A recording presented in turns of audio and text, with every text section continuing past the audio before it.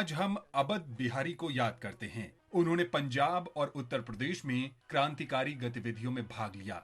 अवध बिहारी रास बिहारी बोस के संपर्क में आए और 23 दिसंबर 1912 को वायसराय हार्डिंग पर बम फेंकने की साजिश में शामिल हुए। उन्होंने 17 मई 1913 को लाहौर के लॉरेंस गार्डन में बम विस्फोट में भी प्रमुख भूमिका निभाई। इसके अलावा वो जनता के बीच राष्ट्रवादी भावनाओं को जगाने के लिए लिबर्टी नाम के पर्चों को लिखने और प्रकाशित करने में भी सक्रिय रूप से शामिल थे। उन्हें फरवरी 1914 में गिरफ्तार कर लिया गया। अवध बिहारी पर वायसराय हार्डिंग की हत्या की साजिश रचने और लाहौर के लॉरेंस गार्डन में बम विस्फोट करने का आरोप लगाया गया था। 8 मई 1915 को उन्हें दिल्ली सेंट्रल जेल में फांसी पर लटका दिया गया। देश के वीर सपूत अवध बिहारी को नमन। हम क्रांतिकारी स्वतंत्रता सेनानी भाई बाल मुकुंद को भी याद करते हैं। वो स्वतंत्रता सेनानी और गदर पार्टी के संस्थापक सदस्य भाई परमानंद के चचेरे भाई थे।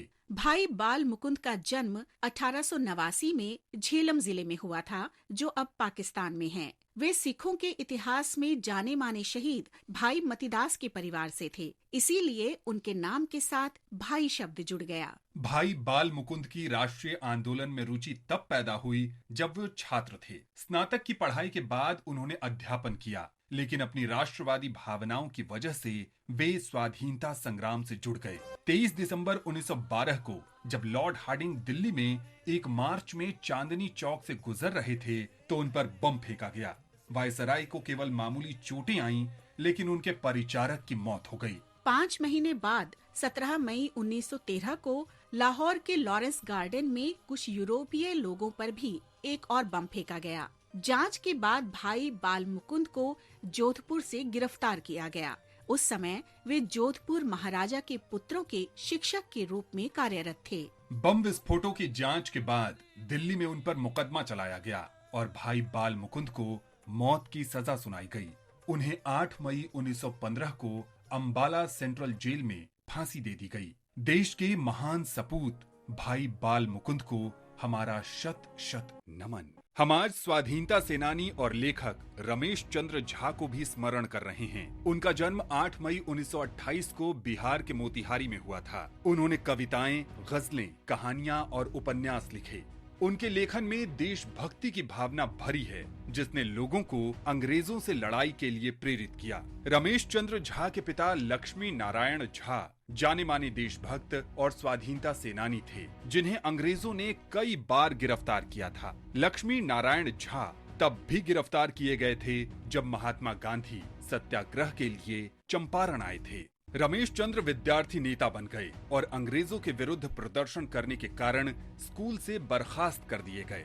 1942 में भारत छोड़ो आंदोलन में सक्रिय भागीदारी के लिए उन्हें जेल भेजा गया। कैद में रमेश चंद्र ने भारतीय साहित्य की पढ़ाई की और इस प्रकार स्वाधीनता के बाद कविताएं, गजलें और उपन्यास लिखने लगे। उनकी प्रमुख पुस्तकों में भारत देश हमारा, जय भारत जय गांधी, जवान जागते रहो और चलो दिल्ली शामिल हैं। उनका उपन्यास अपने और सपने चंपारण की समृद्ध साहित्यिक विरासत की कहानी है। 7 अप्रैल 1994 को रमेश चंद्र झा का निधन हो गया। इस महान राष्ट्रवादी लेखक को नमन। 8 मई 1933 को महात्मा गांधी ने अस्पृश्यता उन्मूलन के लिए 21 दिन का उपवास शुरू किया था। उन्होंने इसे राजनीतिक विरोध की बजाय आत्मशुद्धि के आध्यात्मिक कृत्य के रूप में वर्णित किया।